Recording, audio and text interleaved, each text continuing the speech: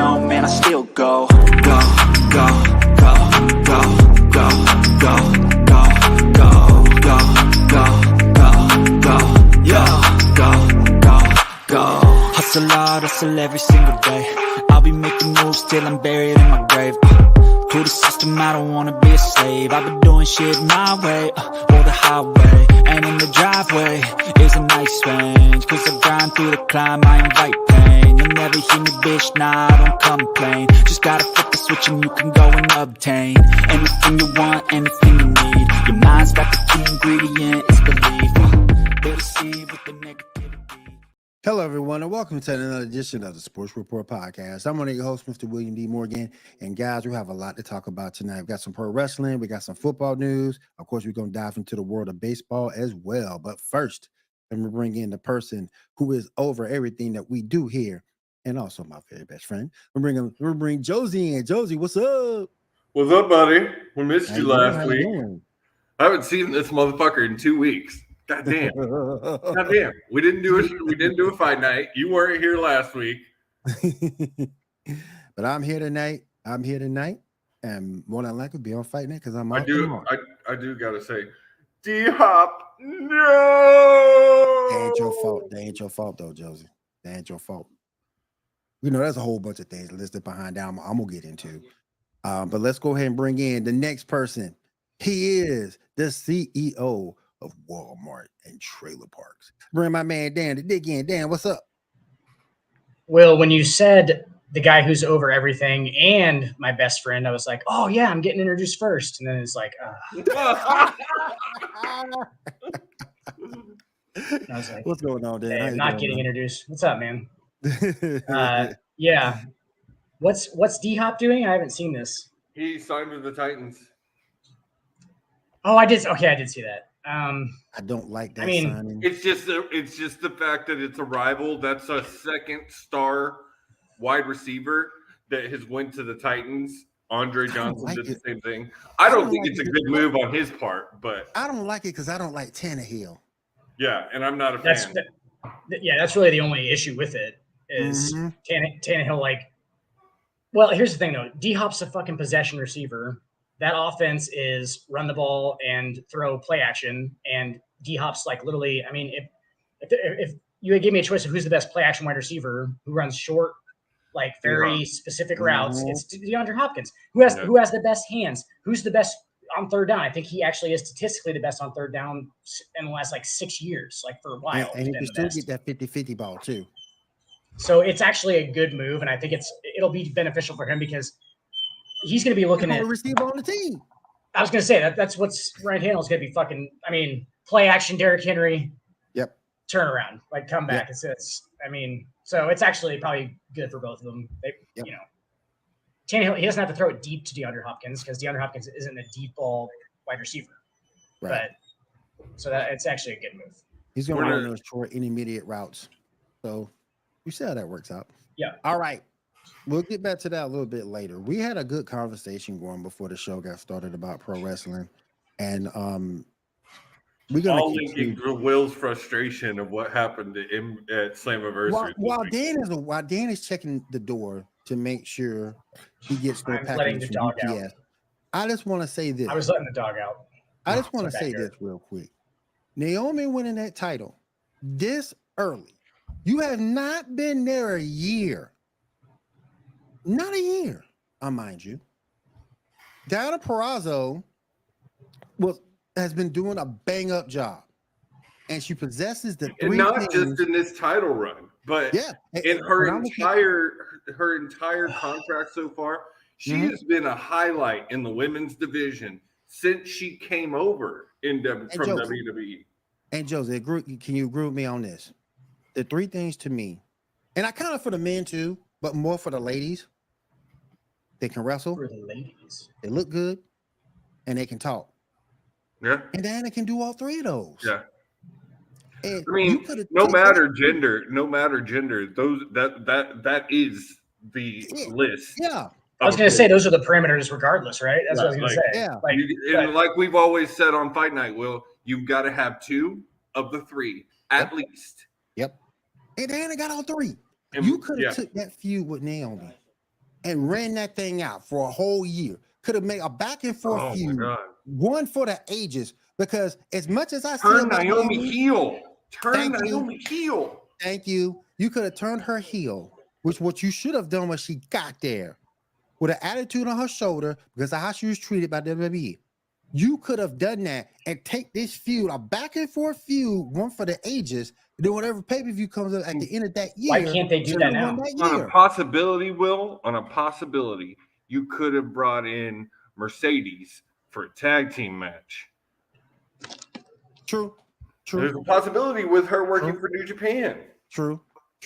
So you could have done a lot of things. And for her to win the title right now, and me and Jose got into this. Oh, go ahead, Dan. I just had a question, guys. Sure. Why can't they do that now? She's already champion. She won it. Right. So why can't they? They can't do it still between opposite way? It still can happen. Our issue with it is she's only been there 2 months. She supposedly signed a 4-year deal with them. And you want the one who lost the championship to be the heel? No. Right? The one who won the title. Okay. I get it now. That was my question. Because now it's like, well, if it was the one that lost the championship, then that's perfect to make her a heel, right? No. Because she uses it and she's stuck that by. Deonna has been heel most of her time in Impact. She just recently went face, and she's having a very good face run. I've enjoyed it. And it just didn't make sense. It just didn't make sense. And the thing that's crushing me is the fact, okay, you take it off Peraza. Mickie James is healthy now. She just came back a week ago and wrestled an indie show. So, and Josie brought this up. The only way you can really make this work if you have Mickie come in and beat her for the title. That's the only thing that makes sense. The only thing that makes sense. What are you gonna do? Jordynne Grace versus Naomi? We've seen Jordynne Grace in this run already. Yeah, and Jordynne. As far as I know, Jordynne is not contracted with the company anymore. Yeah. So now you're gonna have to bring Mickie James back. And again, Mickie James versus Naomi. I'm not saying I'm not for that, but it would have made it better if you had a little bit of a feud with Peraza, and then put the title on her. Hell, you can even have a number one contenders match between Mickie and Diana. Yeah. And I don't know. I'm not a fan of the Trinity gimmick. What they've given me so far, it hasn't. I know they're trying to recapture the glow, literally, but one, they don't have WWE's budget to do it like WWE did. Two, that's one of those things. It catches, and then it goes out, and then you're not going to get it again, probably. Like you said, I think bringing her back heel would have been a better idea. Her last run, Josie, I don't mean to interrupt. Tell me if I'm wrong. The last time she had a good run as Glow, and this was years ago when she beat Alexa Bliss on SmackDown for the title. No, you're not wrong. And that was a while ago. So they should have repackaged her as heel. Forget all these colors and coming out and dancing and all the other goofy stuff. Come out as a heel with a chip on your shoulder, ready to show the people WWE was wrong about you. Yeah. And go from there. You could be, and it makes me mad. It makes me mad because no one had the foresight but us to see that. Yeah, I agree. Well, can I just say that microphone is fantastic. Yeah. Your voice sounds like chocolate velvet. Oh man, shout out to my son Hunter. He bought me this for Christmas a couple years ago, so shout out to him. Hunter, that mic is fucking awesome.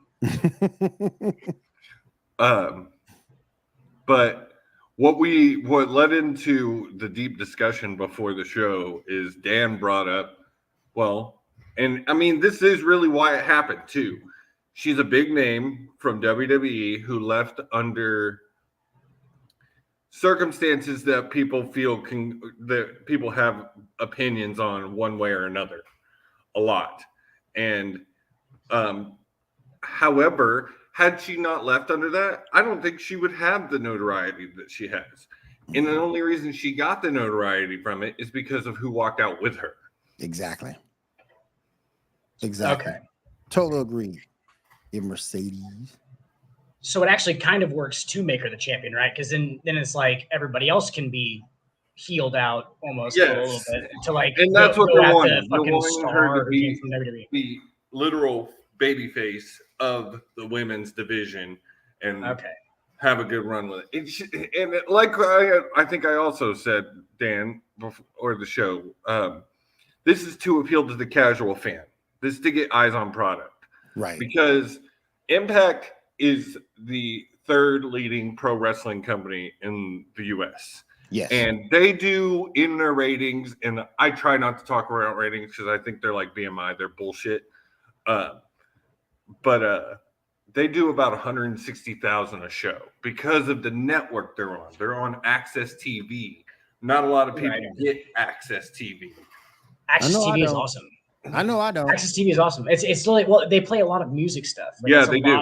It's like videos, what like VH1 used to be. I won't get that shit. It's like good it's like VH1, but still good. Like it's actually got music stuff like pretty much all the time. So that's a good thing. I mean, I guess it's not very widely. You know. But here's the thing, though. And Jojo brought up a good point too, because there seem to be targeting. It's always been this way throughout pretty much the modern era, that they're going between the 18 to 35-year-old target. At least in WWE, I can't speak for AEW because that hasn't been long enough to really develop a track record. But some of that kind of floors me a little bit because it's a millennial stage to me. And particularly these younger kids that you want to try to get into it. My point was the kids ain't got no money. Who they get the money from? The parents. Well, to go a little bit more out there with it, I guess. What if they're looking at the fact that these younger kids might be able to interact with their social media things, like their digital impact on everything more than on WWE's end? Definitely, 100%. Yeah, definitely. They've been pushing the whole social media stuff to the point, like at one point, it used to drive me fucking crazy. It did. It used to bug the crap out of me because it got to the point where they were hashtagging every match. Yep.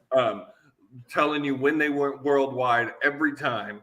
Like and as a fan who grew up watching it and have been watching it now almost 20 plus years, it irked me a little bit. And AEW does it, but they're not constantly doing it. Usually Joe, you remember back in the day when they had these specialty pay-per-views that they did it for? Oh. So they need the young kids. They did it for Taboo Tuesday. Everybody watch the Taboo Tuesday? Well, and honestly, Will, I wish they'd bring back either that or Cyber Sunday.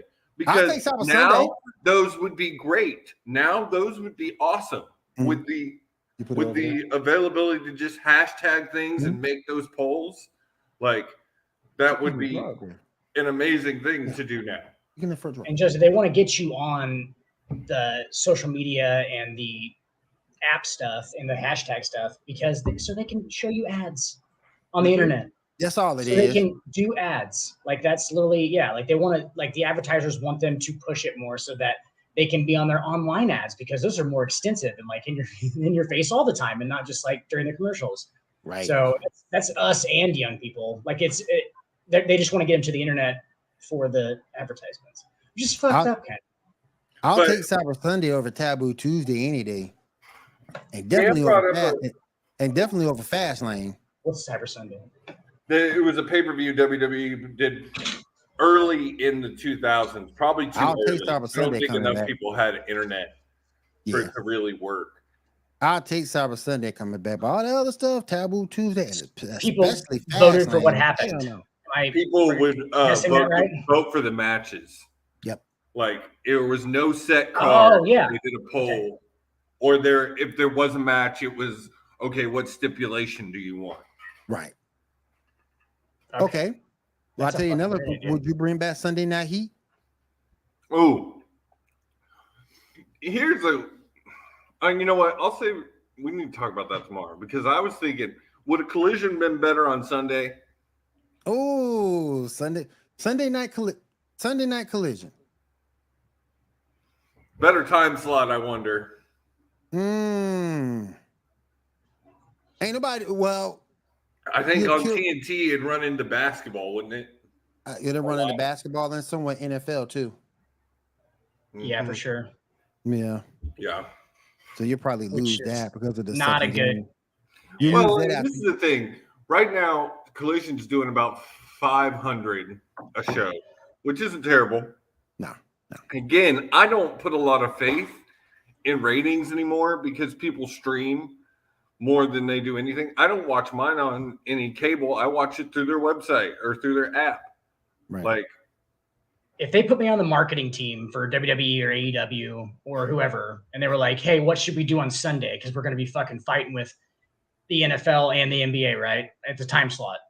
I would just immediately start a feud with the NBA and the NFL. Like I would literally like release a statement saying that we're better than you and our product is better, even if it's not, just to get it out there. Like, yeah, this guy's still like at it. Like they're still at it fucking with the we're better than you thing. I mean, and then it gets people to watch the show. I mean, I think that's why WWE and AEW on occasion get featured on Sports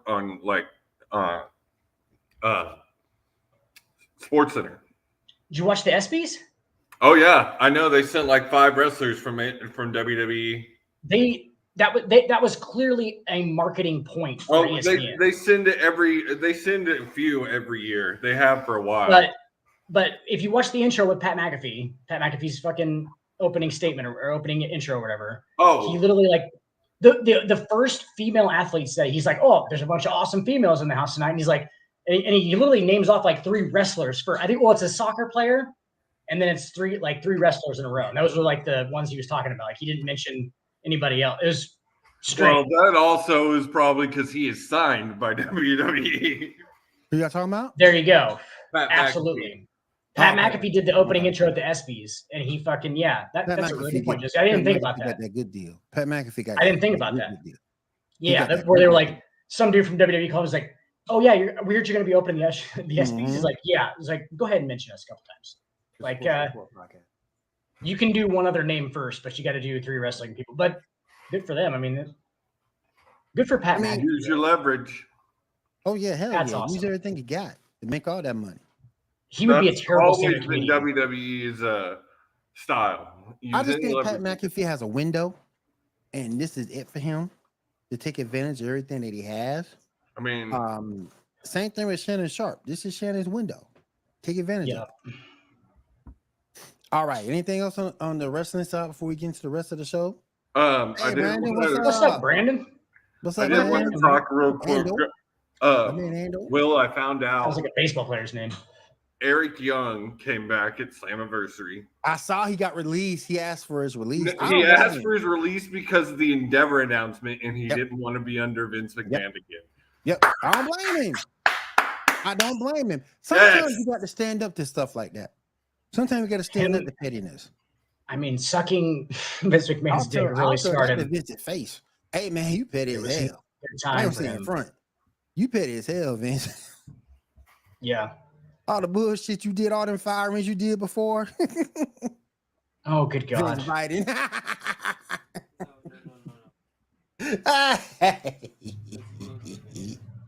But I don't blame him for taking that stand. I don't blame him. Vince petty as hell. Some of those firings would make, like with Braun Strowman, with the attitude he had, he needed that firing to come down to earth a little bit. Well, man, he hasn't done anything since. Ain't done that since he been back. I think he's healing from surgery. But all right, what are we moving on to next? All right, we're gonna move over to let Hunter and Sean run the show now. Hunter Biden. I'm just kidding. I do want to get into the huddle. There's some things in the NFL I do want to talk about. Fuck yeah. D-Hop, no. Poor D-Hop. Where is it? Goddamn it. Poor D-Hop.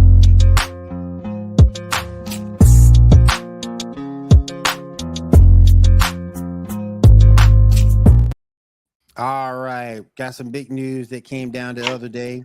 DeAndre Hopkins, former Arizona wide receiver, has signed a 2-year, $26 million deal with incentive to sign with the Tennessee Titans.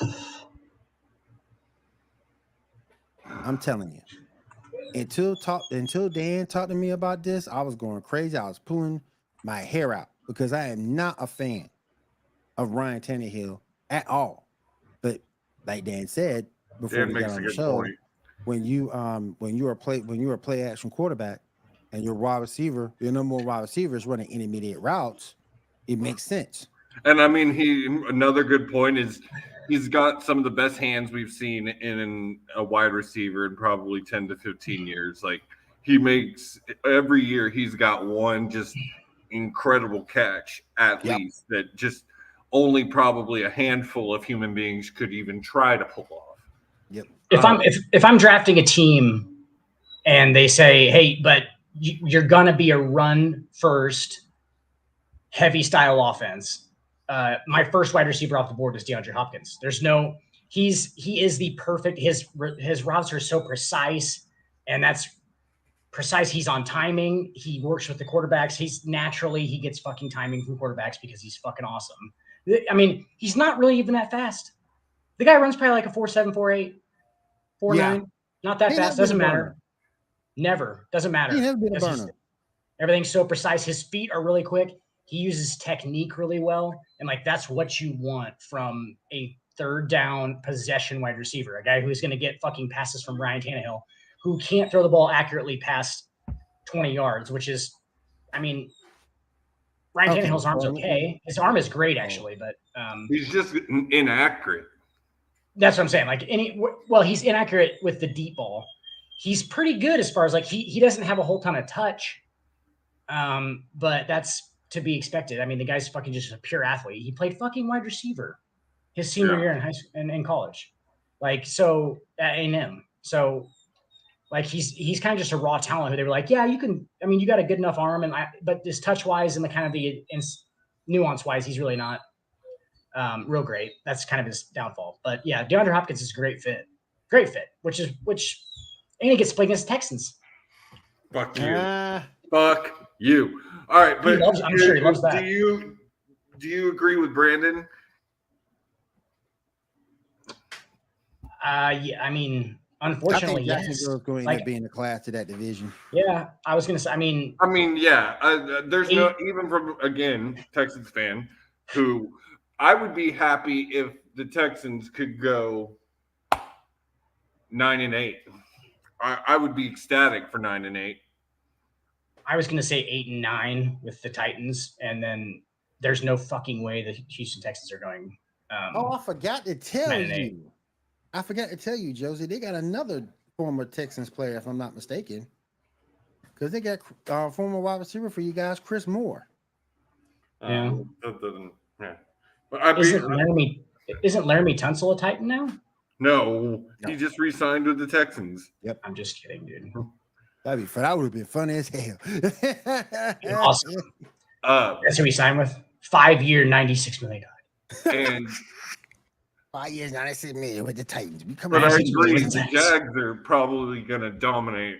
I have the Jags going to possibly the AFC Championship again this year. I don't know about all that because I don't think they get past. I don't know if they can get past Buffalo and Buffalo, Cincinnati Chiefs. I don't know. If they can and then you also got to look at the Ravens. The Ravens could have a shot this year, but I don't know if they get past those three teams. But they're young, they're up and coming. We got Calvin Ridley there, another threat that they can look at. So yeah, we'll see for sure. Josie, who's the best player that's ever played for the Texans? JJ Watt. Yeah. Is there even any argument to that? I don't think there's any like. I mean, some people might give you an argument for Andre Johnson. Let's say, offensive player. Yeah. Oh, yeah, Andre Johnson. Yeah, so if it's just offensive, but you're going over. I mean, you're going Adrian Foster like over that? all those JJ Watt. Yeah. And don't get me wrong, I love Andre. It's not. Body work. It's the body work. It's the body of work, and it is also what JJ brought to that team and to the city. He gave a lot to that city. Right. I was gonna say, because if I'm taking like actual pure player and I have Andre Johnson or JJ Watt, like to draft a team with, I'm going Andre Johnson. Yeah. Honestly. But that's Andre is my favorite wide receiver. And if you ask me that at a different time, I might tell you Andre. Because to me it's very close. Like a motherfucker. I loved Andre, because I've been a fan of this team since it came about, and Andre got me excited. I remember listening to it on the radio with headphones on and just screaming because he'd catch and run 80 yards for a touchdown. I know one thing, ain't nobody looking at Adrian Foster like that. He had a nice little run for a couple of years. That's about it. Yeah, man. The thing about Adrian, I look back at that and like how popular he was for a very short period of time, and but it just wasn't sustained. His body couldn't put up with the type of running back and the steroids. Oh yeah, that's a motherfucker that be juicing. He was huge. Oh, JJ Watt was juicing too. I mean, Andre Johnson was on that 2001 Miami team. Yeah, those Hurricanes. So those guys were all fucking. That's the best college team. That's the best college juicered team up. Ever. That's the best. That's the best college. Ever. Well, me and Tony did an entire goddamn episode of After Dark on it, dude. An entire episode. I think I was because on that fucking roster is so amazing. That was like that the roster's best college football team ever. I had somebody. It's so stupid. I had somebody try to debate me on that Joe Burrow LSU team. No. Well, we don't know that yet, but like that's a little early to be judging. It's never gonna be. It's never gonna be though. Sorry. Yeah, I don't know how you beat that Miami team. It could. I mean, Jamar Chase goes fucking nuts. Joe Burrow goes nuts. Like those. I mean, maybe, but like that's down the road. Yeah, like just right now. Whew, no question. Nope. No question. Nope. Fucking Ed Reed playing safety and shit. Yup. With you could go Ed Reed, Andre Johnson, Clinton Portis, and that's a fucking crazy roster. Mm-hmm. And there's like 28 more. There's like 20. Yep. Bryant McKinney, Jonathan Vilma, Philip Buchanan. Dude, it just goes on and on. Jeremy Shockey. Brian. Yeah, I said Bryant McKinney. Their three starting running backs were Clinton Portis, Willis McGahee, and fucking Frank Gore were their three running backs. Jesus Christ. What the fuck is that? That's stupid. How do you even assemble that? You pay them. Larry Coker was paying people before it was okay to pay people. I think so too. He was a fucking genius because they all saw it coming. And he never what the fuck? He never really got caught. Fuck no. Most of them don't. Nope. Frost was this close at Nebraska.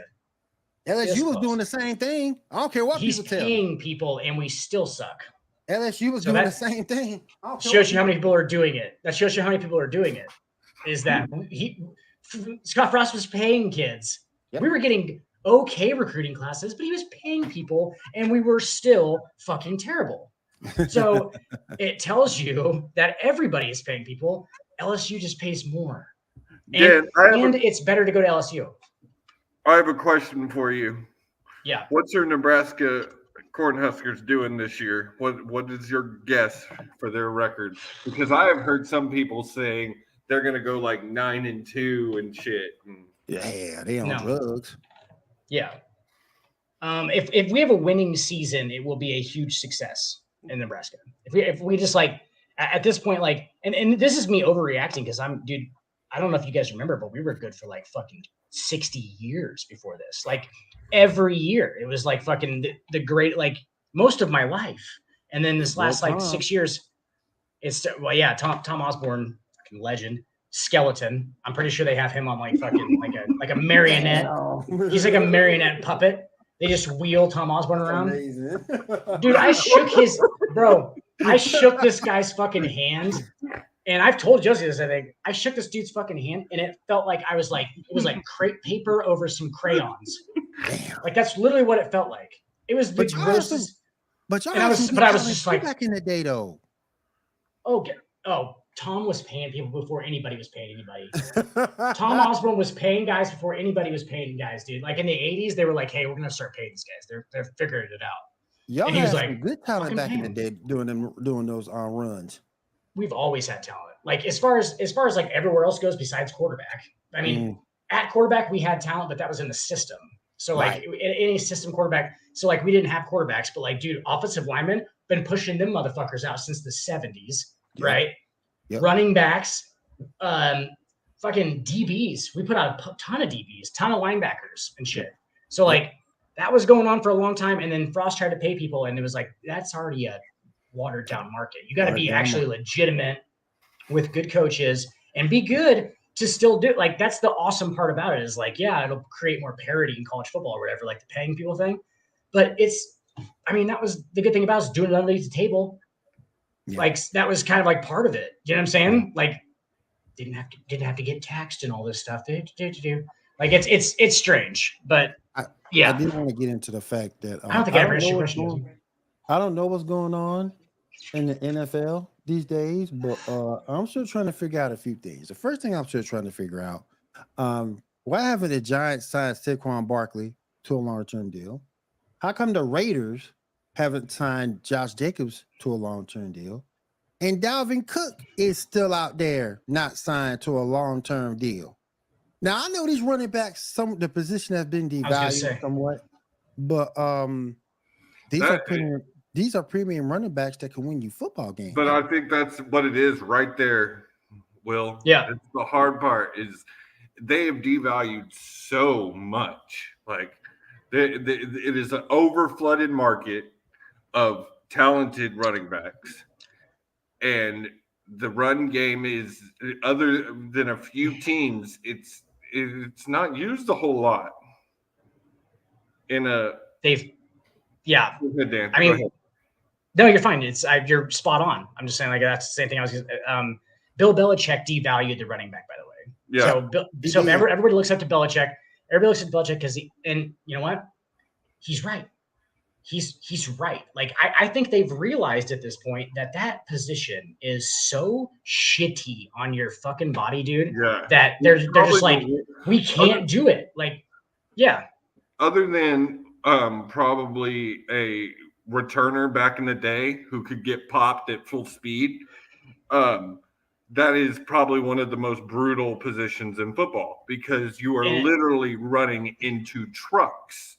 And Josie, even the punt returner who gets popped once in fucking every 25, 30 punts, maybe like he gets hit pretty hard, kick returners, whatever. These guys are doing it every time they touch the ball, dude. Every time they touch the ball, the weight of at least one person is on. Like it's usually two or three. Like if they run with the middle, it's every time you get to the ground. Like you are hit to the ground every time you touch the ball. So like it is intense.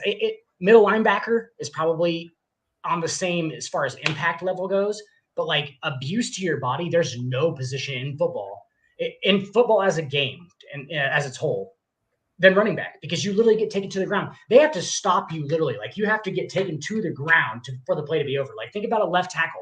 A left tackle, how many times does a left tackle even hit the ground in a game? Honestly, they go down and get blocks. I'm not saying that they're not in the trenches, but like a guard, they don't get to the ground every time. Like running backs go to the ground and they go to the ground and people are actually attacking them. Almost every time. You will see every single time. Well, not every play. You do well. No, you do see the occasional loss of forward motion because they get and they just can't pull him. Right. Yeah. So he's just like he's up there. They're on the top. They didn't go low enough, and it's like a but he's not moving. So almost and they run out of bounds too. You know, like if you get to out of bounds, then that too. But like at the same time, like almost every other time, like they're getting taken to the ground. You're not wrong. It's probably one of the most brutal positions in the game. It sucks because we are in a time, fellas, that the tight end is more valued right now. Oh my God, the tight end at one point being one of the most devalued positions. Are worth more than the running backs to these GMs. And that's a shame. When you go back and look at the end of the day, only teams that, to me, that really look at the running back and value that running back, Baltimore and Seattle. You're right. And in Tennessee. Obviously Tennessee. Yeah. But other than them three, I don't see anybody else who really values the running back like that. They don't need them just for style maybe the 49ers really. with McCaffrey, but then again, you got Deebo Samuel in there running sweeps. But McCaffrey is also used as a wide receiver a lot. Yeah. I mean, this thing is just getting crazy, guys. You got three. This thing is killing me because you got three premium running backs that can win you football games, not signed. Let me head over to Madden 99 real quick. What do you think about Justin Jefferson getting the number 99 rating? What do you guys think about that? That's fucking so awesome. It's so awesome. He got a 99, yeah. Yep. That's so awesome. Yep. I fucking love Justin Jefferson so much, dude. Just as as a pure athlete wide receiver, that dude is the fucking craziest thing. Like, dude, he's the craziest thing known to mankind right now. Like, if you just watch him, how he runs in the NFL, if you watch a route of his, like if zoomed out, you can tell he's faster than everybody else. You can tell he's just he's weirdly faster and weirdly more agile than everybody else. It's the strangest thing ever. There's not many dudes who have done that. Who's done it? Randy Moss did that. Okay. Randy Moss did that, and he made everybody kind of look like they weren't going as fast because he was a little bit faster. And that's so hard to do at that level. So hard to do. And he does it all the time. Whether or not he's disciplined, I guess, as a wide receiver, I don't really know. But at this point, he just uses pure talent. He is young. He's very young. Yep. Very young. And another piece of news that came out too today, Tony Pollard is expected to come back for the 2023 season. He had surgery. So he's expected to come back on the franchise tag. He signed back in March. So good to see Tony come back after that injury. Was it a knee? Yeah, I think it was a knee. Knee or ankle. Weird. Knee or ankle. That put him out of that game. So it's good to see Tony coming back. Those dudes are so good. Those surgeries now too. It's awesome. It's actually awesome to see the guys who come back from knee injuries and stuff, because these fucking surgeons, man, these guys are fucking on top of that shit now. They know exactly, it's an ACL ain't what an ACL used to be. ACL used to be 20 years ago. I was only out with my ACL, really out for 4 or 5 months. That's amazing. Because that used to be a career killer. Yeah. Back in the day. Used to be a career killer. I sat out a whole season in college, Will, because I had literally an MCL partial tear. Whole season. I mean, that was 20 years ago, right? 15 years ago. Right? So I mean, just in the last 15, 20 years, it's become they're just back in 3-4 months. It's right? Yeah, just a scope.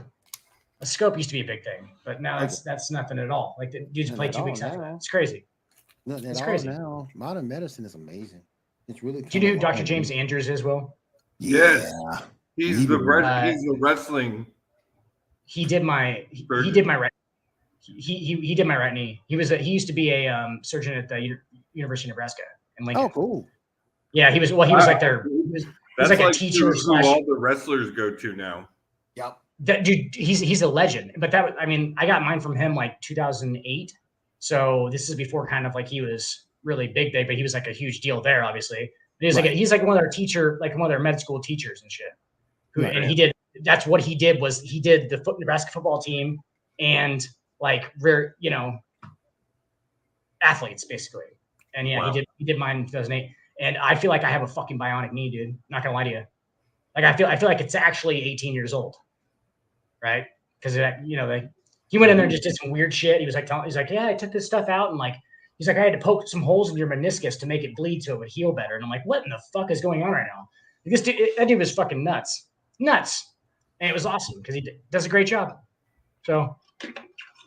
All right. I do want to roll over to the NBA real quick, and then we can get into baseball. I want to talk about that deal that the Phoenix Suns made that I think would just destroy their team. Let's go into the hardwood. Ooh, interesting. Man. Josie, your head's very round.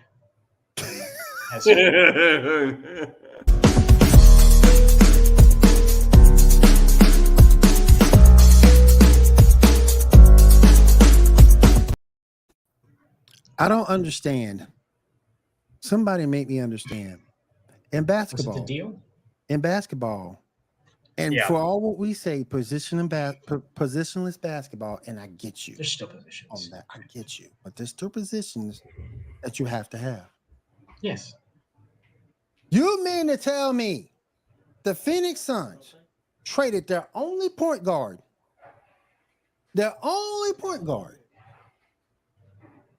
and now you're telling the world that Bradley Beal is going to run the point? How? It doesn't make sense. You taking a score to someone who has to facilitate. How are you supposed to do that in a season? Bradley Beal, Will, I know that you probably didn't watch a ton of Wizards games, but Bradley Beal actually kind of has been doing this for a little bit. Like I know he ran the point when John Wall went down. He's kind of been doing a little bit, and honestly, he's kind of been doing it with his style of play for, I mean, a year and a half, maybe. Like it hasn't been that long, but like they're making him point guard. I don't think it'll matter with that team. I don't think you could just take any team in the NBA and be like, hey, we're gonna have this guy who's played shooting guard off the ball, runs around screens and shit, play point guard for, the Rockets.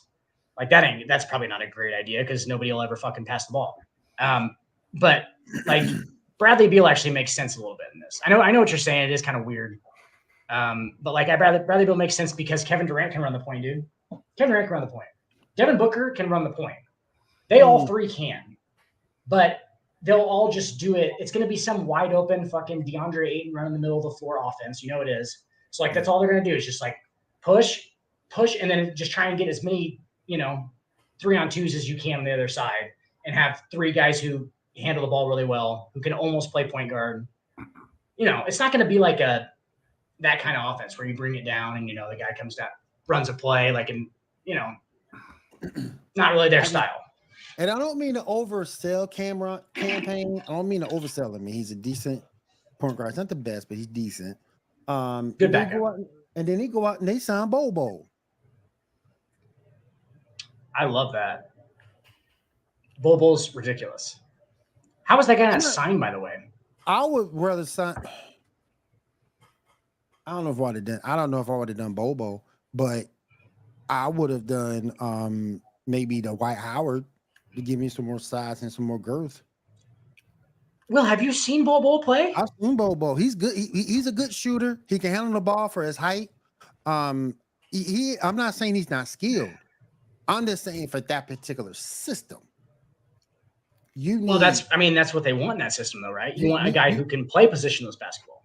But you also need size. And Phoenix has no size outside of Ayton. And Bobo. Who is Bobo going to push around, though? Nobody. You're right. That's nobody. But on the offensive end, he can shoot the ball. He can handle the ball. He can shoot it. You're just going to lack on the defensive end. He runs the floor well. But unless somebody's posting, Will, I think that I completely agree with you. There still are positions, but the Phoenix Suns have abandoned that idea. Let's just accept that. Let's just accept that they've abandoned that idea, and they're actually, maybe we're wrong. We could be wrong. There could be a little bit of position left in the NBA, but I don't think there's a whole lot. Maybe they're looking at moving Damian Lee, Eric Gordon. They did sign those two guys, so maybe they're looking at doing something with them. Can run the point. He can for sure. He could be that guy who's like who's like a Kyle Lowry. Like that. He can get the tough basket. And he can run the point to a certain extent. I just don't think he's all that. Oh, I don't either. No. He's a great scorer. He's a great NBA score, and like, but that's it. Like, there are a lot of guys who are great scorers who really don't do anything else because they don't have any desire to do anything else. Honestly, I don't think Eric Gordon has the desire to play fucking defense. I just don't think he does. He probably could. It's not going to happen. I mean, that's what defense is all about, I guess, though. But Eric Gordon's only a cancer in Houston, by the way, Disney. Because there's a lot, because he was losing all the time. He was around a bunch of fucking 20-year-old kids. He's like 32, so like he's trying to be like a mature adult, and he's around Jalen Green all day. Like, I would blow my brains out for real. Like, but it's going to be interesting. But it's going to be interesting to see. It's going to be interesting to see what the Phoenix Suns do. It's going to be interesting to see. I want to see this. It's exciting. The style of play is going to be fucking great. And if they can't do it, then we'll say their positions are still left. And if they can do it, they'll just basically kill the idea for everybody that everywhere has to be positionless, and the whole game has to be played this way, and it'll just happen that way. But not everybody has Kevin Durant and Booker and Bradley Beal. I want to get in one more thing. I'll let you guys take baseball. Zion Williamson is 5 years in. And to me, when you're 5 years in, you are what you are as a player. So that's interesting. Do we say Zion Williamson, he's only played about 27 games, like pretty much seems a freaking year. Do you guys think make him a bust? 5 years in, he's a bust. You guys unless he loses weight. Unless he would lose some weight and stop being so injury prone, I'd say yes, he's a bust. And in fact, he's talented. He's a little bit of a bust already. Let's just say. I mean, I wouldn't say all the way, but he's a little bit of a bust already. You say he turns it around. Just look like it's real. Like, come on, he's got to turn it. He turns it completely around and becomes the consummate NBA professional right now.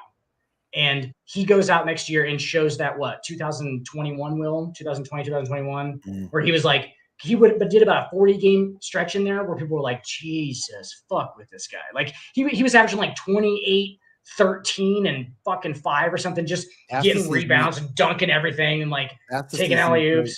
That's the season he played 61 games. That season. So he looks like Charles Barkley who can jump. Is what it looks like. It looks like Charles Barkley. That's why I say the weight thing, because Charles had said if he would lose some weight.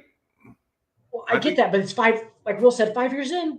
It's 5 years. Like if you get that's what I was gonna say. Even if you get the turnaround right now, you get 10 years of fucking all-star Charles Barkley type basketball out of Zion Williamson. It's still like, for expectations, hurt what would be eventually his legacy. Per expectation of his legacy, he was being called LeBron James. I have a card with him and LeBron's signature on it because they were doing next up, like, oh yeah, he's going to be the new LeBron James, and it's like I've said it on every show. Bing. You might have missed a couple. I feel like you did not say it last week. I check every time, Josie. Right? Oh, you did. You did say it last week. Yes, I go. Yeah. I have a tally and everything. There's a little notebook with some tallies in it, and it says, "Hey." You said LeBron James. You weren't here last 118 week. Consecutive shows, I believe it is. I think it's 118. LeBron James time. There we go. We're gonna go 118. I think that's the right number. 118 total shows. That makes sense, right? There's about that many weeks in a year. Been in about 2 years. Yeah, 118. 118 consecutive. Yeah, that's about right. I would say that's about right. Anyway, yeah, he was like touted to be the next LeBron James, and obviously you've fallen short of that already, Zion. Let's be honest. So you can't do anything in the rest of your entire career that would ever live up to that. So he's kind of a bust. He's kind of a bust. Just the way that Vince Carter was kind of a bust.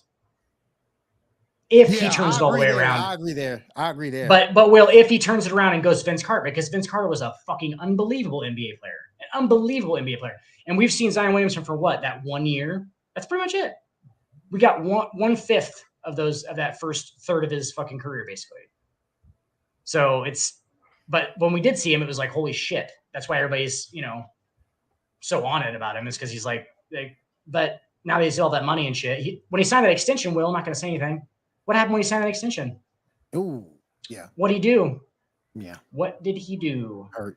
Oh, went fucking nuts because you don't give 22-year-old kids that amount of money, and sometimes they don't freak the fuck out. Like, I would have done the same thing. Honestly, wouldn't even show up to practice. And then he gets hurt. They gave me $196 million. See you guys later. See you guys. Sorry. How much of that's guaranteed? 190 million. Oh yeah. Yep. See ya. And I got send them to this address. And I got one more question, and we'll put some theme music to this one. Give you guys a minute to think about it. All right, then. The 27 Warriors versus the 2012 Heat. 2017 Warriors versus the 2012 Heat. I'll give you guys a minute to think about it. Here we go.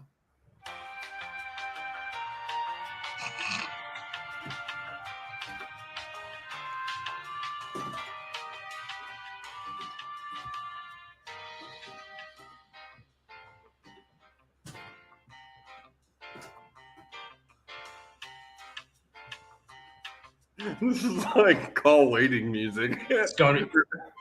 I've already made my decision. And I need to hear who is on. Okay, here's the thing. If you don't remember, the 2017 Warriors, that's the team that really did it. That's the team with KD. Yeah, I know that one. That's the one. The Heat team had LeBron James, Dwayne Wade, the man who still look like a catfish to this day, and Chris Bosh. Yes, he does. He does. He looks like one of those little heads that they used to shrink. You know what I'm talking about? For witchcraft. That's what he looks like. Chris Bosh. That's not a slight. I love Chris Bosh. The man could be Chris Bosh. He's struggling the sidelines to the Hall of Fame, Dan. I'm just saying. Chris Bosh is living in America his whole life. Looks like he grew up in Nigeria. He does. But if you look at his numbers, he's straggling the Hall. He might be in there, Dan. I ain't gonna say in front. He might be in there. He's border. Yeah, he's border for sure. But it'll be the Heat years that gets him in. I mean, he's a two-time NBA champion with those numbers. If he stays in Toronto, it's like Kevin Love staying in Minnesota.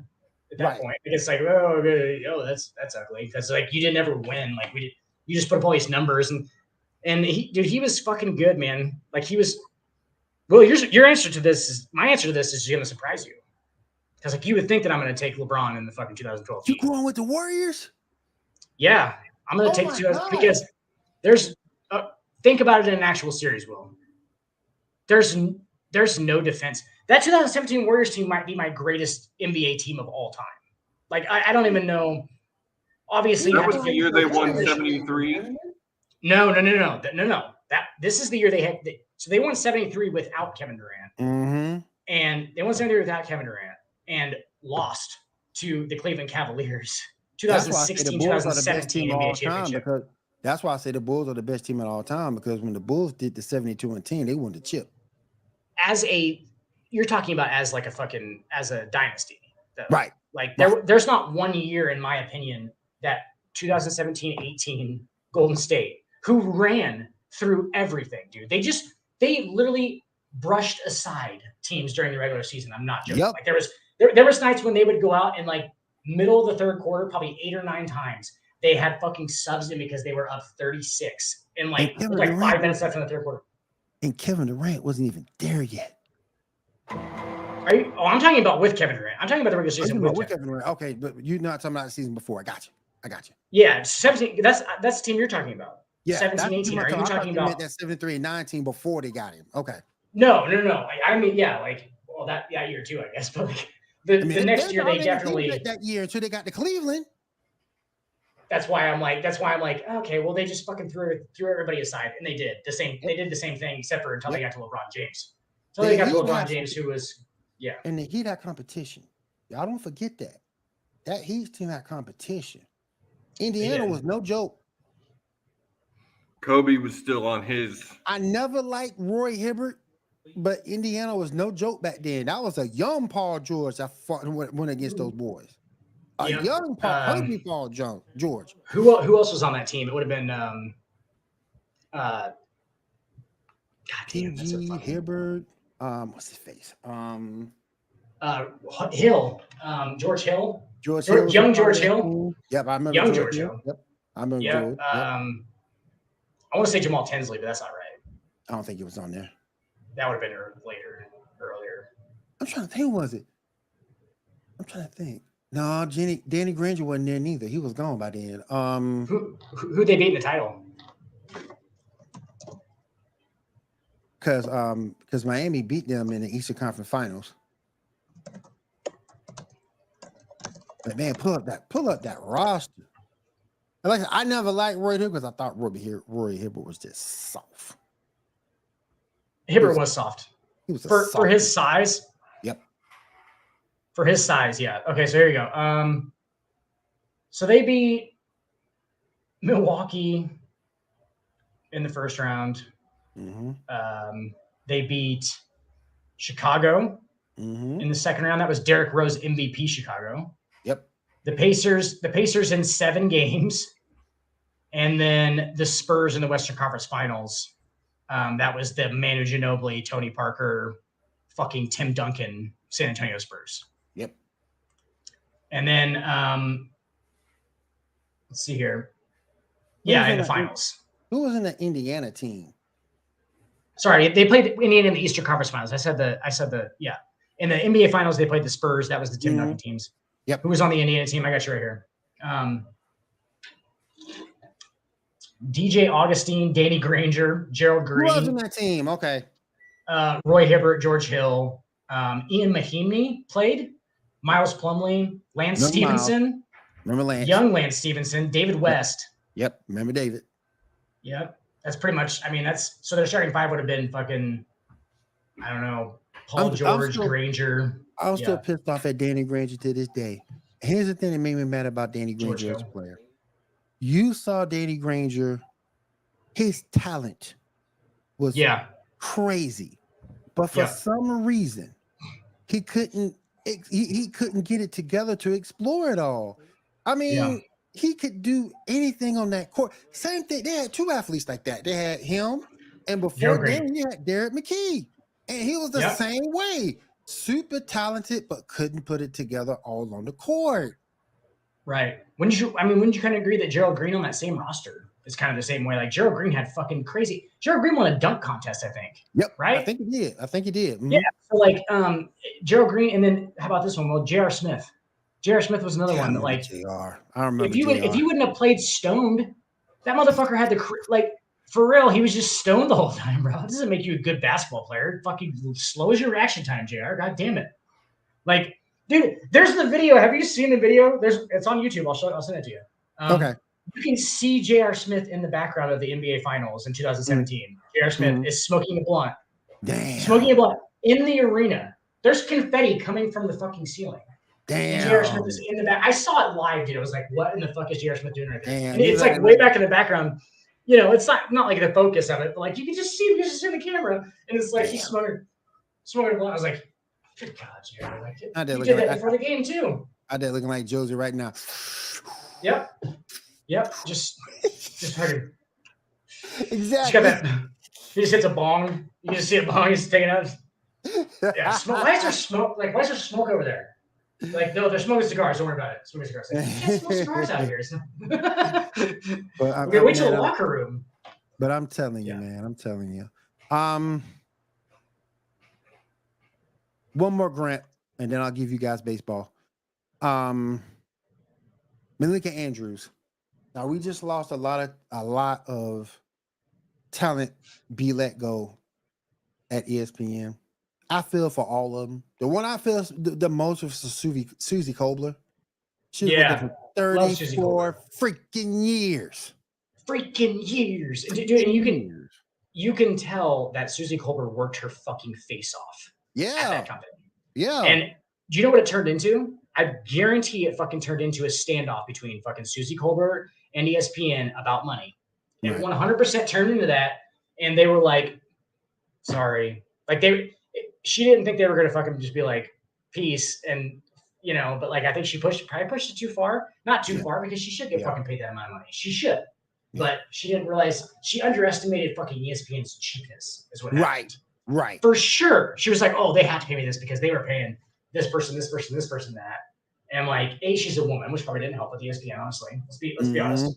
Bunch of that's a fucking dude's clubhouse up there because it's a sports channel. Yep. The fucking news channels are the same way, but like sports channel, sports news channel, gonna be kind of the same thing.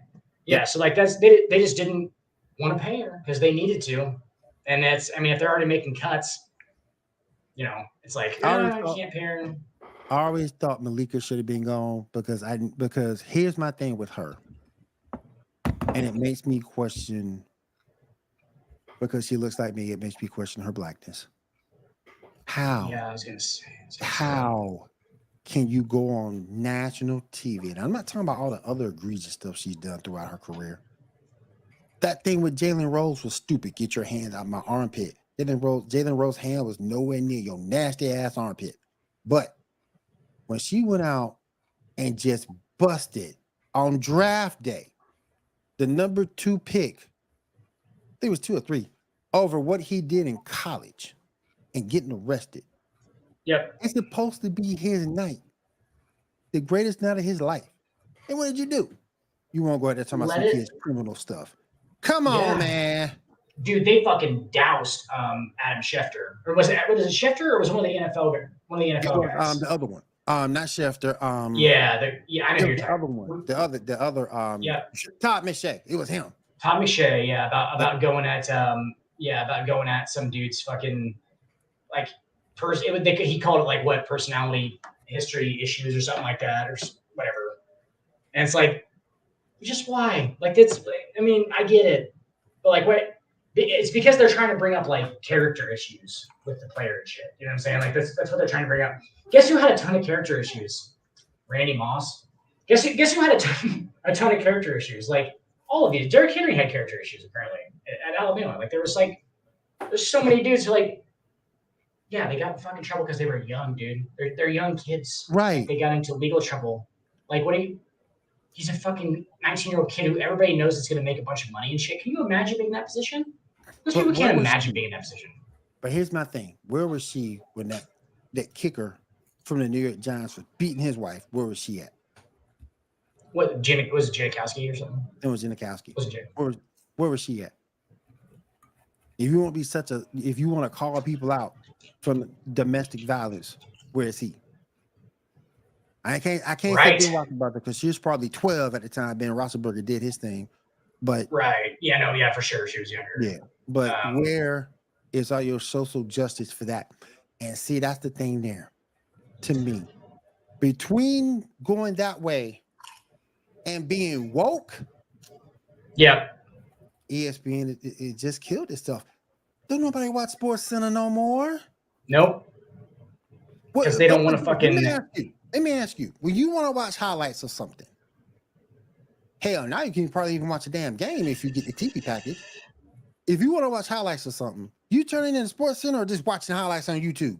YouTube. Watching my highlights. Well, or on an app that like you said, I have a very like specific view that I can go to, right? Like I'm not watching everything. I'm not waiting for like the fucking little Sports Center thing to roll to fucking whenever I want to watch, right? Like it's like I'm not like I have my own interests that I'm gonna watch regardless. So like, yeah, they fucked it up, and they pushed the fucking the social media stuff a lot too. Obviously, it's a Disney company, so there's like I feel like that it's so influenced by that, dude. Do you think Malika Andrews wants to do that though? Like, I don't think that she probably actually wants to do that. She does it on her TV show all the time. When the old boy from Boston got his job, Joe Mazzulla, she called out his criminal record on national TV. They're paying her to, Will, because they're paying her to.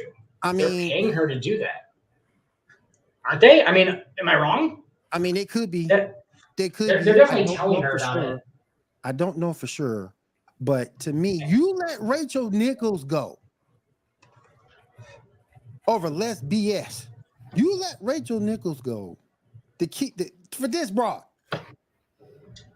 Rachel Nichols and Susie Colbert, as journalists, seem like they think for themselves, though. That's true. That's true. There won't be company winning. Exactly. Would be the biggest reason why you get rid of those two, because we can't have people around here doing that, because we need to push our agenda. Right. So, and Blake Andrews probably just, honestly, I don't blame her. She probably liked the money. You know what I'm saying? Like, I mean, me saying that isn't a free thinker, maybe she is. But you know what? I mean, honestly, if somebody's paying me to just like splurge shit, I don't fucking know what I would do. I would like to think that I wouldn't. But at the same time, like if they're just like, hey, for your job, like make sure that you mention this, and it's like, we have to put ourselves in her shoes too. Because I don't know. Because I don't think she's a bad journalist, Will. Do you? I mean, I don't think she's bad. I just don't like the way she's so one-sided, because she doesn't mention it with white athletes. She mentions it with black athletes, but she won't mention it with white athletes. And that's my issue with her. You just can't call it on one side. You have to call it as a whole, particularly if you call yourself an investigative journalist, because you're an investigative journalist. You're supposed to not be biased. Am I right? Right. But from a standpoint of we're trying to push a narrative here in ESPN, wouldn't that, I mean, that's everybody can tell you better get the hell out. Well, and their mission, exactly, and they're doing it because she's black. They're saying, make sure you mention this about this. Right. Well, she's actually mixed. She's actually mixed, because I think her mom is black with a dad. It's perfect for them. That's perfect for them. You know what I'm saying? Like, it's not like she's a black woman talking shit on a black athlete. Like then it's okay. Then it's like that's so agenda filled to me. I hate to be the conspiracy guy, but like it's just so like ESPN and Disney and all this. It's just like that's clearly those kind of calls. Did you see that? I forgot his name. One of her co-hosts. She was on the panel. I think she was wearing something like skimpy, something see-through. Richard Jefferson. She was wearing something skimpy and see-through, and the camera caught Richard Jefferson looking at her legs. And come on. You know what? The thing that kills me, a lot of people had issue with that. Hell, but when Tracy McGrady went back and looked down at Rachel Nichols, ain't nobody say shit. Fuck yeah! Like what? What are you talking about? Like these motherfuckers are on camera like all the time and shit, dude. Like you're gonna catch me doing some fucking weird shit too. Like exactly. Obviously, it's not. Exactly. It's obviously not like. Can you blame him? That's the thing. Like Rachel what? Nichols, I'm looking. What are we blaming? I don't. Either one. Like at some point, you're gonna like. You're on camera and you're gonna look like it's gonna happen. It's not even like you're trying to be fucking weird about it. Like you're gonna look. Yep. Like that's the thing. It's like regardless. It's like what the fuck? Like I love how we judge them too. Like oh, just be perfect, bud. Just make sure you don't divert your eyes from any point. Be perfect. Like just don't divert your eyes at any point because we have you on camera all the time. So like it's like fuck are you? Come on. I could go through a lot of people. Well, you could go through me and Muse video for fucking what? Last year and probably find some fucking hilarious shit that we're doing. You know what I'm saying? Like, look at this motherfucker. It's like, because we're on camera the whole time. Like, duh. Yep. Right? And then we're just going to kill people for it. Like, whatever, man. He's a red-blooded American male. And he's going to look. I know I look. He's going to look. Gonna look. Rachel Nichols come up here. Shit, I'm looking. You got me. I'm busted. I want to go back and look at Rachel Nichols' tape. Malik Andrews' tape and see how many dudes they're looking at. Oh, hell yeah. I want to do. Hell yeah. I want to fucking reverse that shit. Real quick. That. We got to talk about possibility of Richard Sherman becoming the new undisputed. Bruh, if that happens, woo. Skip Bayless might finally drop the N-word on live TV. Got him. If that happens, can you imagine what that show would be like? Man, I really believe Sherman might smack the fuck out of Skip Bayless. Y'all know, they should change the name of the show to Provoking America, because y'all know Richard Sherman got a short fuse. He's got a short fuse. He's got a short fuse. There's rumors. He's still a football player. Huh? He's still a football player too. Yep. Can you imagine playing against that dude? Like how that guy was not one of the most physically talented corners in the NFL. He was actually lower end his entire career. He was big. Everything off technique. He was big. He played with great technique. Yep. He was big. He was smart, obviously. very smart. Stanford graduate, and fucking just ruthless. All pro Richard Sherman. All pro Stanford graduate Richard Sherman. Mr. Sherman, as I would call him if I ever met him. Sorry, Mr. Sherman. Yes, Mr. Sherman. You will address me. You want me to get you Diet Coke? Anything you need. You will address me as all pro Stanford graduate Richard Sherman. Yes, every time. You are nothing but a little cretin. That's all you are, Skip Bayless. Yes. A cretin. I have done more in my career than you have in yours. And you know what? Richard was telling the freaking truth. It's really good, actually. He was telling it's a really good impression, Will. That's what I mean. That's a really good impression, Will. That was pretty good. You Richard Sherman for the rest of the show. You, Skip, are a little cretin. A little cretin. I have done more in my career than you have done in yours. And you know what? The thing that kills me, Stephen A was on the other side. And Stephen wasn't saying shit. He was letting him go off on Skip Bayless. He was letting him. That was killing me. He was saying a lot of the stuff Stephen A wanted to say. He probably so. For real. Oh man, I love Richard Sherman. I'll tell you a story real quick. So with Stephen A. Smith, my girlfriend recognizes Stephen A. Smith. She doesn't watch sports at all. She recognizes Stephen A. Smith's voice on sports shows that I'm watching, and she enjoys watching Stephen A. Smith. That's a perfect example of why Stephen A. Smith is in the fucking highest of paid positions at every fucking station or every show that he's fucking on. Yep, okay? Face. His energy, his charisma, his voice, and how he looks. It's the whole thing. Like Stephen A. Smith is a fucking genius, dude. I respect the fuck out of that motherfucker. Whatever he says, sometimes fucking this is absolutely this is egregious. He had the unmitigated gall. Josie up here telling me that the Texans are going to win the Super Bowl. This is the unmitigated gall. The nefariousness of this. Yeah. But that man must sleep with the thesaurus every night, because I don't know where half these damn words come from. He carries one around. There's one flipped out on the. He requests all of his hotel rooms to have thesauruses instead of Bibles. Yes. When he shows up, and they're like, "That's the only thing that he wants." Yeah, it's weird. I don't know. Go and give it to him. Go to the store and get him one from Walmart or something. Go and give it to him. He clearly, the unmitigated gall. Unmitigated gall. Skip Bayless, JJ Redick. You know what though? I ain't gonna forget that time. When Mad Dog Russo said that Larry Bird was a 3-point shooter. I said, hold up, wait a minute. Bird can shoot the three, but Bird wasn't no 3-point shooter. Go back and look at the fucking 3-point line for fucking a while. Go back and look at the numbers. Bird can hit it, but when you look at attempts, he ain't no 3-point shooter. It's because Mad Dog doesn't know anything about basketball, Will. No, and the only thing he knows is Larry Bird won a fucking 3-point contest in his warm-ups because Larry Bird was fucking around, and Larry Bird loves to fuck with people. That's his whole. Like, he loves fucking around with dudes because he's so good. And like he was like, just like all these dudes were like, you can't shoot the three, and he was like, fuck you, watch this, and just didn't even get out his warm-ups. He was like, man, I'll just stay in them. And like, and because he's so cocky and shit the whole time, he was just hitting every single one because it's gonna happen because his amount of confidence at that time was so high. That's how Larry Bird made his entire career, dude. He wasn't even close to being fucking one of the best athletes. The guy was 6'7". He would be mad. He would be mad when a white person guarded him.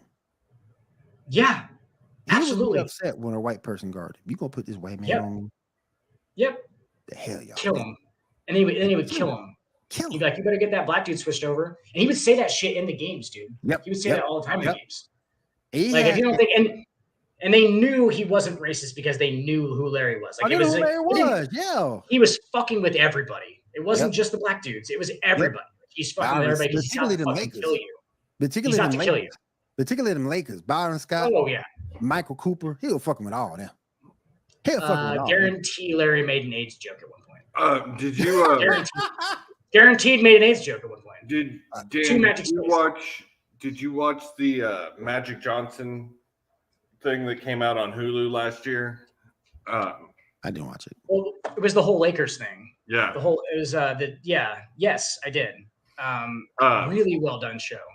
And how they portrayed Larry, was that accurate? I honestly don't know, but I would say, I mean, probably, like, it was probably pretty good. Like, from what they did a fucking awesome job with everybody else. So, like, yeah, I can imagine that it probably was. You know what I'm saying? Like, it's a prick. Larry was. He was though. Look where he was from. Killer. He had to be. Look where he was from. And look who he had to play against every day. He had to be. Yep. That's my whole thing with the 3-point contest, and that's why Mad Dog thinks he's a fucking good 3-point shooter, because he fucking went out there and there was dudes talking shit to him, and you don't talk shit to Larry Bird. That was the whole thing. You talk shit to that motherfucker, he goes into super mode, like it goes into like super fucking I can do anything mode and destroys you. And like that's really how much the fucking mind matters in sports in general. But like that's Larry Bird's a perfect example of how much like demeanor matters. Like it really does. Like, I mean, we were just talking about NBA players who could have been fucking good, but they didn't have the right. Just didn't even have the right demeanor. They just didn't really want to. I mean, it's like, just out here kind of playing. Like, I'm not really like. Larry wanted to kill people. If Larry would have had that fucking mindset, he wouldn't even have played college ball. Nope, he would have. If he could have went to the pros, he would have straight to the pros. If he could. Right. Mm-hmm. Exactly. Yeah. So it's like, I mean, he just wanted the 3-point shooter. He was a player that can shoot the three, but he wasn't a 3-point shooter. Larry was a great passer. Larry did shoot perimeter shots a lot. He shot long twos, which nobody shoots anymore because they're analytically not correct. Yep. Analytically incorrect. But yeah, so like he just did everything. He was a fucking great passer though. Played great defense. Oh yeah. He was a great defender for a while. I mean, obviously before he didn't get a little bit older and can't guard the black dudes anymore. You know, even it doesn't matter what your demeanor is at that point. You ain't guarding those motherfuckers. The thing with Larry, I would never forget are his games against Dominique. They used to go at it. And that's aside from obviously the great Laker Celtic. You know, yep. Obviously that whole thing is a fucking thing. Larry made an Nate's joke. Will, what do you think the percentage wise? I mean, honestly, what do you think the over under on that? You know, that thing about 80% that he did it. 80 to 90% in a game. Yeah, 80 to 90%. I think he did. It wouldn't have been in a game though. It wouldn't have been in the game though. It would have been because he might have been before the game though.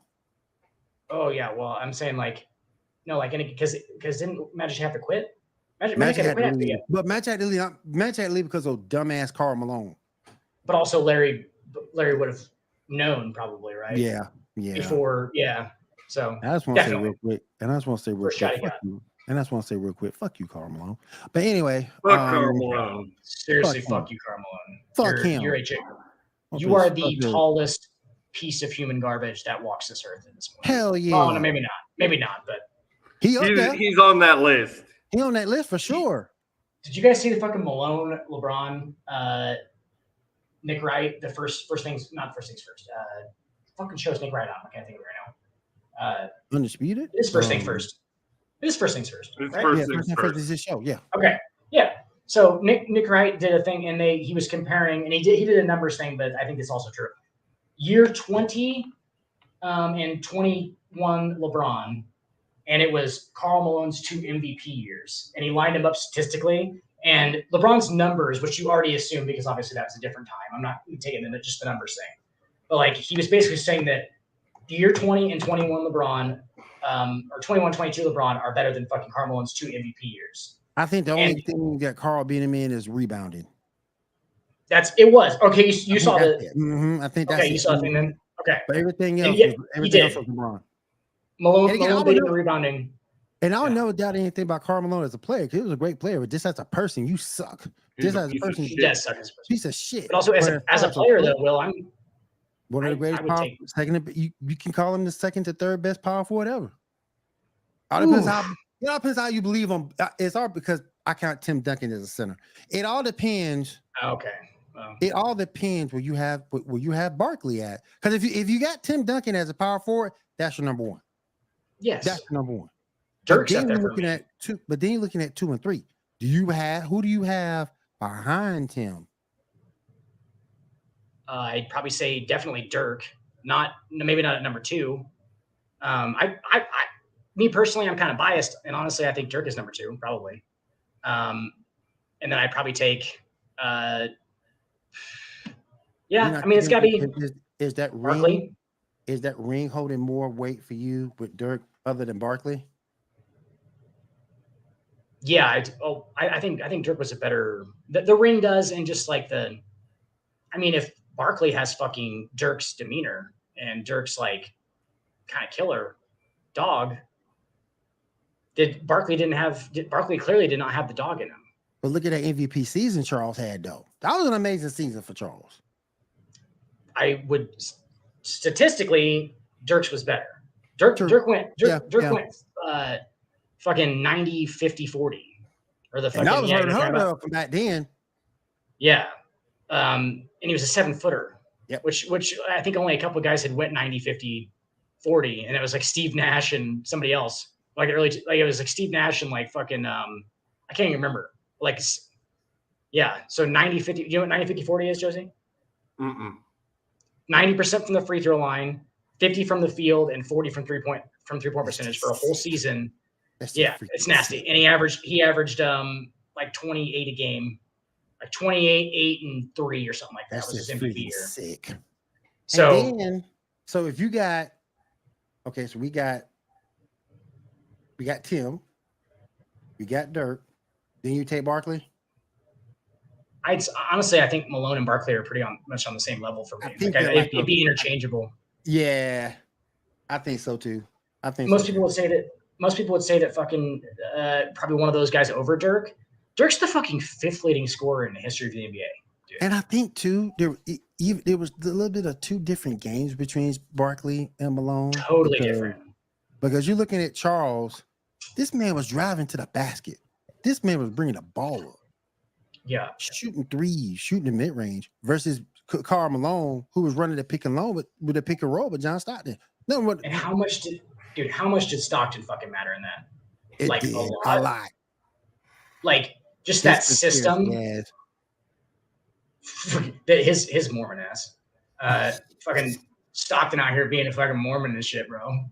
Hell yeah, telling people the earth flat. Stupid. Telling people the earth flat. How stupid is that religion, huh?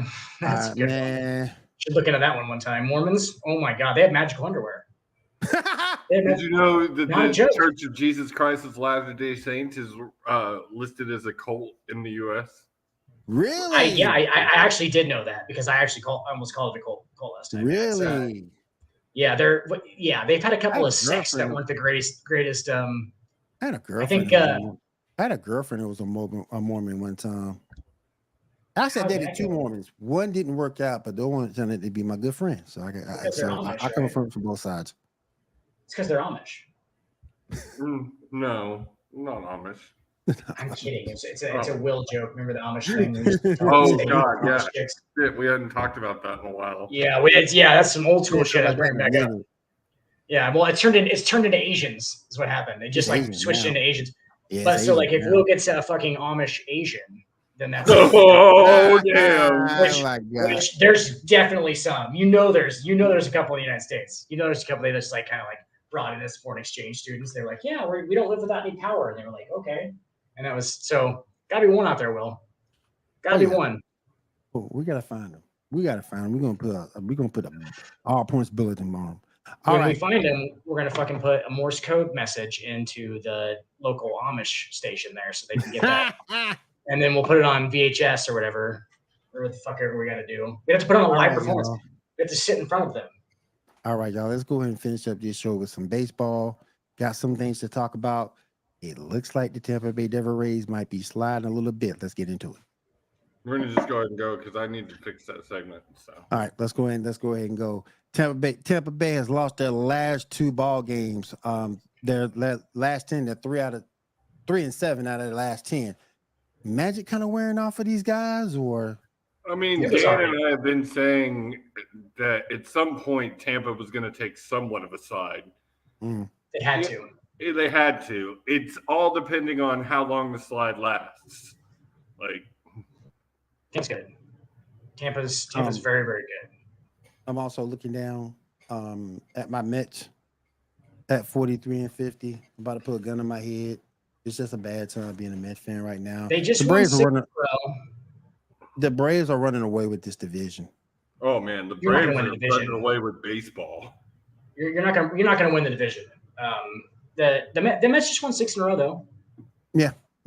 But I mean, just like what 2 weeks ago to like a couple days ago. But so they're not gonna. They better just like hope they get the wild card at this point. They got to go on a run. All they can do.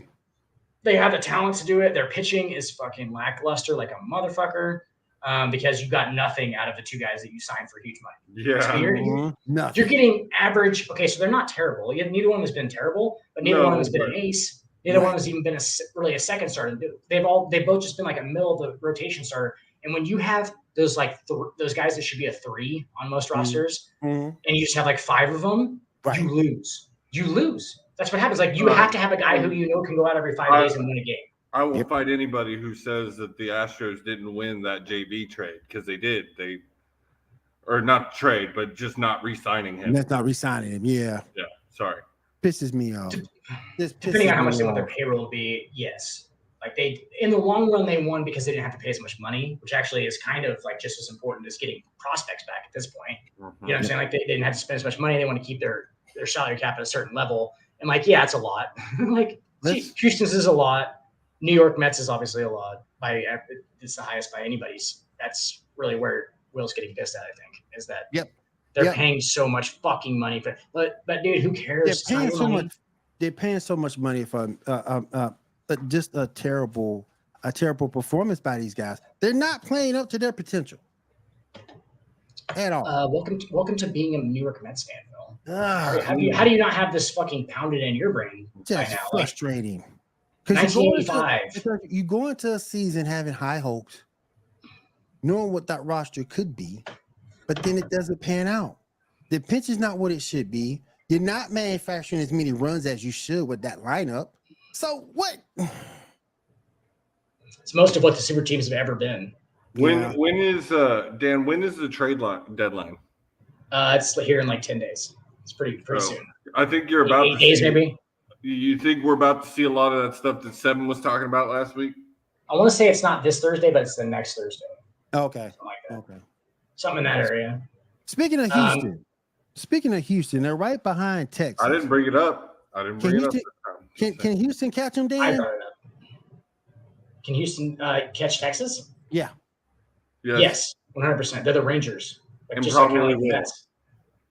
Like, talk about a team that's fucking massively underachieved for their entire existence. Like, until they prove me wrong, that's what they do. And the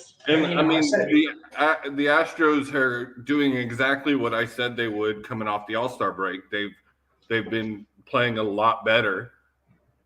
They're about to get Valdez back and Jordan back. So who's such a huge piece. And that division is kind of crazy. You got the Mariners at 500. And then you got the Angels at 46 and 48. Facebook user Sharon like something tells me that is Miss Erica. My Blasian Asian. What's up? It does, doesn't it? Seems like it. She's not Asian well. What's up? I swear, she's not. I don't think so anyway. I mean, it's she's like not. Some kind of weird Oklahoma Asian. She might have Oklasian. Well, we have not done a DNA test yet. She might have some Asian, second, third. There could be like a sprinkling in there. It could be a little bit, maybe one. Maybe her great grandma liked short penises. Second cousin. You never know. Marcus Harris, what's up, man? My boy Ray. I'm a Yankee fan. That's right, baby. Hey, that's what we got to talk about to close the show. How you doing, brother? Hey, that's what we got to talk about to close the show. Hey, Rage, real quick, put up your Twitch here. Everybody can find you. I know how to do it. You got to get, what is it? Where's the New York thing? I'm throwing gang signs. Yeah, you are throwing gang signs. No gang signs, please. I got to do this for my boy because he calls himself Blackachu 333. I think it's Blackachu 33. Yeah, Blackachu 666. I gotta do this for you, bro.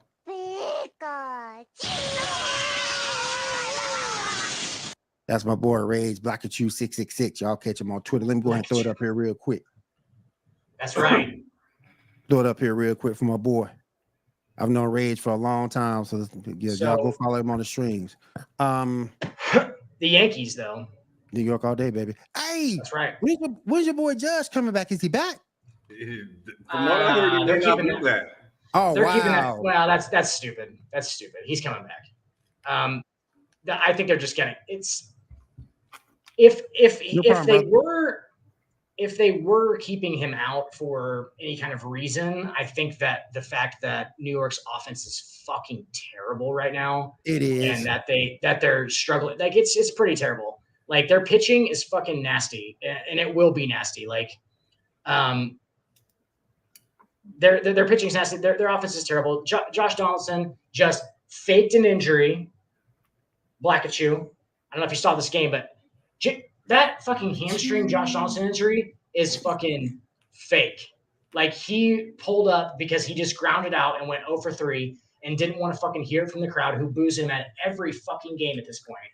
He didn't want to hear from the crowd, faked a fucking injury, not a joke, so that they could fucking basically say like, hey, see ya, and this doesn't have to be embarrassing for us to fucking bench you. Because he saw it coming. Like he saw it coming. Not a joke. I watch every Yankees game. And he saw it coming. He was getting booed he was hitting 140. I'm going to say that again. He was hitting 140. 11 of his 18 total hits on the year were home runs. He had 18 total hits. He's played almost the entire season, Will. He had 18 fucking hits. Okay. So he was getting booed every game. Like he was playing like shit. He played solid to above average defense still, but he couldn't get to balls. Without the shift now, it's even fucking harder for him because he juiced for a long time. All right. So Josh Donaldson took a lot of steroids, and they didn't do his body real well after he stopped taking them. And that's clearly what happened because now he has none of the bat speed. Not like it just. He was probably advisable for him to stop taking steroids, and he stopped taking them. And now we're seeing a fucking violent downfall. It's happened a lot. But he faked an injury, or he maybe got injured because of the steroids. I don't really know. But and then so they can move on without him. But their pitching staff's fucking awesome, dude. Carlos Rodon is okay. He got banged up. He's gotten banged up a couple of times. Right, the first outing was all right. The second one was not so good. But he gets back into it. He'll be all right. Garrett Cole is a fucking stud. I don't care what anybody says. He's also a serial killer, probably. You ever seen that guy? He's a fucking serial killer. He played for my shows. And with the Astros, he had like he might have been part of NK Ultra or something. He had like the beard and the fucking hair and shit. Now he like just obviously clean shaven because it's in the Yankees, but like just has turned into like what appears to be a completely different pitcher. Did he get pissed off when he played for the Astros all the time? No. Let me ask this too. I got it on my mind. The Brewers for real? The Milwaukee Brewers? The Brewers for real? Christian Yelich is for real. Christian Yelich is good enough to carry teams for long periods of time. Their pitching staff's good. Woodruff and all them. Not Woodruff. That's not what I meant. God damn it. Corbin Burns. Corbin Burns is legitimate ace. Yeah, they're legitimate. I don't think they have enough talent to go do anything. It's the NL. Yeah, which is how about the Cincinnati Reds, the most intriguing team in baseball. LA Blues, baby. Well, just 44. It's Ellie, obviously. That was like the person who brought the attention to the Reds. But the thing is, like, just a year and a half ago, me and Tony were talking about how the Reds fucking owner should shoot himself because he was so shitty. I was living in Ohio when we were having that conversation. Yes, and like because he was so shitty because they were fucking up big time and he was doing some crazy shit. Yeah. But these motherfuckers, it wasn't their owner. Let's just no credit to their owner. Their fucking staff underneath him, their general manager, and those guys actually making that roster made some absolutely fucking crazy moves. Nick Friedel, there's a couple of guys in there that are fucking like they did about 5 or 6 guys who they upgraded who are under the age of 25. Hunter Green, starting pitcher, like they did some crazy stuff with their farm system, and like they're loaded with young talent. Like they're very, very loaded with young talent. So that team's going to win the NL Central for sure, I think. I mean, what they do in the playoffs, none of them ever been to the fucking playoffs. Right. Besides Joey Votto, and Joey Votto hasn't been there that much. He's been in Cincinnati his whole career. I got one more question to finish up. Who's the best? Who's the best of the worst? Look at all the worst teams in MLB. Who's the best of the worst? Definitely, probably Colorado. No, Boston? I would say the Chicago White Sox. For me, they're like what? What's their record right now? Well, you got it pulled up. I mean, because if you look at it right now, the worst team in the league. Oh, we know. The A's. Yep. Yeah. They've got talk about shit ownership. You could say that in like 20 of the last 25 MLB seasons. Yeah. Who's the worst team in Major League Baseball? Oh, the A's. Yeah, that's awesome. Imagine that. Imagine that. It's good to know that some things never change. Yep. That's like a constant. But where are they at here? Yeah, the Chicago White Sox, bro. 40. I was gonna say I almost said 16 to 17 games under 500. They're 40 and 55, so they're 15 games under 500. They're 8.5 games back in the AL Central, which might as well just make you the worst team in Major League Baseball. If you're 8.5 games back in the AL Central, fucking find new players. Because like you're not good. But yeah, like their roster though. Listen, Luis Robert, Lou Bob is a fucking great player. All right. Dylan Cease, starting pitcher, is a fucking stud. They have talent everywhere. Jake Berger plays third base, newer third baseman for him. Gavin Sheets, right fielder, a lot of talent. What's his fucking name? Eloy Jimenez. Eloy Jimenez. Outfielder, great fucking player. Like they just don't ever do anything. Like me and Tony talked about this before. They just don't fucking do it. They just, for some reason, and that's obviously some of the part because fucking Tony La Russa was their manager for a while. So can't get a whole lot out of that because Tony only wants white players, and they only have a few. So Tony wants it to be like it's old 1933. I told you, Will, every time that a young Hispanic White Sox player shows any kind of enthusiasm at all, Tony La Russa gains a liver spot. He's just watching from home like, no, that's no fun in baseball. No fun. So here's the reverse of that question. Who is the worst of the best, Dan, and who will go nowhere in the playoffs? Minnesota. The worst of the best. Definitely Minnesota. Good choice. It will be the Angels because they play in the Angels aren't going to make the playoffs. Central. You don't think so? Angels aren't going to make the playoffs. No, they're going to fucking dump. I don't know if they'll dump Shohei Ohtani, but they're going to dump people. Mike Trout might get traded. Kevin says Shohei will be traded before the trade deadline. Yeah, Seven don't know shit though. I've listened to. No, he does. Hey, Seven's team of the year, by the way, the Arizona Diamondbacks are totally just doing exactly that. Yep. Just so everybody knows, they're right there on the fucking. We've got to talk about Atlanta for a second because Atlanta is just like on some sort of crazy run right now. That offense is the best that baseball has this year for sure. It's gonna be.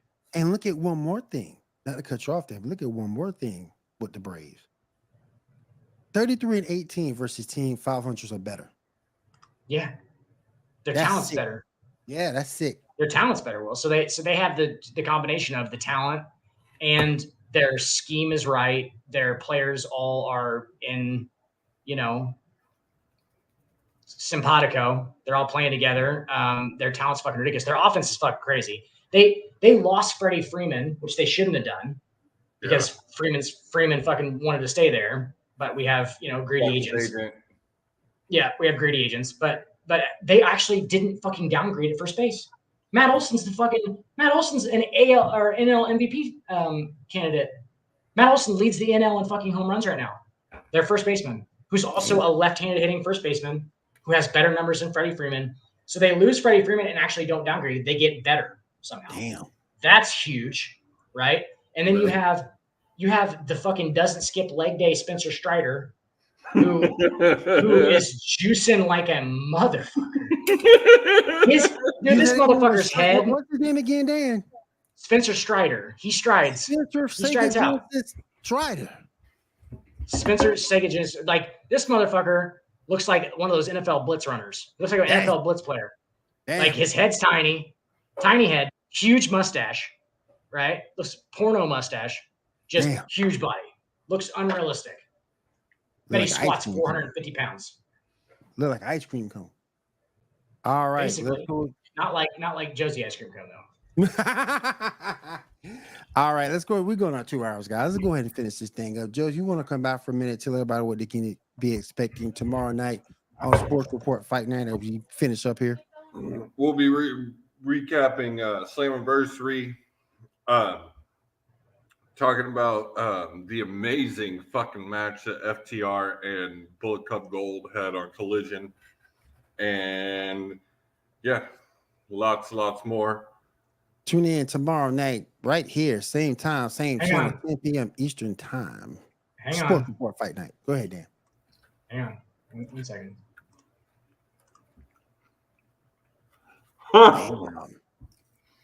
Unrealistic.